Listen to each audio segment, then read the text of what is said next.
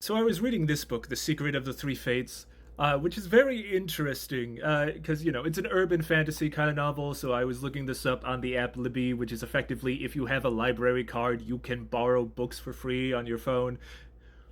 And yeah, I use it for audiobooks, which is seemingly the main purpose, but you can do other things with it. In any case, one of the main characters, but not the POV character, is a Pellar, which I always like representation using that specific word as someone who comes from a family tradition of Pellery. And in this book, they go the Matthew Lucci kind of thing, where they're because the book takes place in at least this specific book takes place in England. The POV character and the Pellar character are both, I believe, from Cornwall. At least they both talk a lot about Cornwall.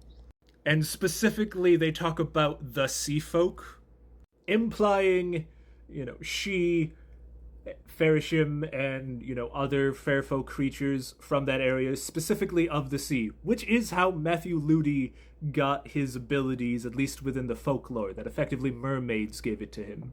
So I like this book, but I do think urban fantasy, some people get their spiritual information from urban fantasy, and while in this case it's not like obnoxiously bad, in a lot of cases there is definitely misconceptions. This includes the idea that if you are this doesn't necessarily happen in this book, but it happens in a couple others, and I think I've even seen some recorded books about such things. That to be a Pellar, you specifically have to be a seventh son of a seventh son. Which, while a great Iron Maiden song and the idea of seventh son of seventh sons are, and seventh sons in general, are important and often have innate magical abilities, not necessarily. And honestly, even the rules of how the seventh son works, because in some traditions it's like seventh son of a mother, period. In others, it has to be an unbroken line of, seven sons, and it's also incredibly debated if stillbirths count. And by unbroken line of seventh son, I mean like no daughters in between. These are all heavily debated, and no matter what, seventh sons do seem to have some form of ability, especially when it comes to certain folk healing or spiritual healing practices. But those are not a requirement to be a Pellar, or necessarily anything other than a seventh son with these abilities. Like, I am a Pellar. I am a fifth son, depending on how you look at it. But I am my fifth mother's son, my father's only son. Which, admittingly, at the time of a lot of the legends of seventh sons, you're talking about a time where divorce wasn't overly possible for a lot of people.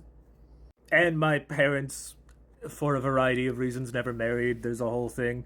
But yeah, that's also part of the debate of, like, which parent is overly the important one in that.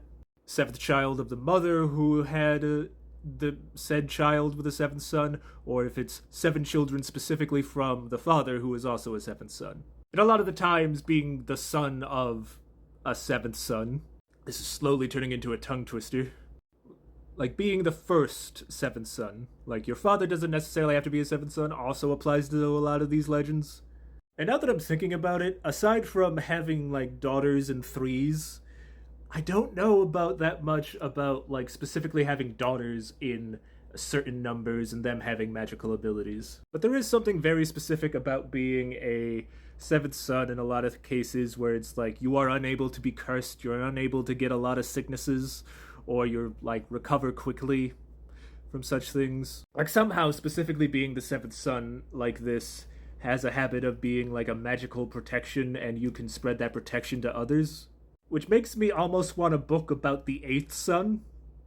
But yeah, I don't know how coherent I was in this video. I just wanted to rant about this little section of folklore that, applies to me because of a word.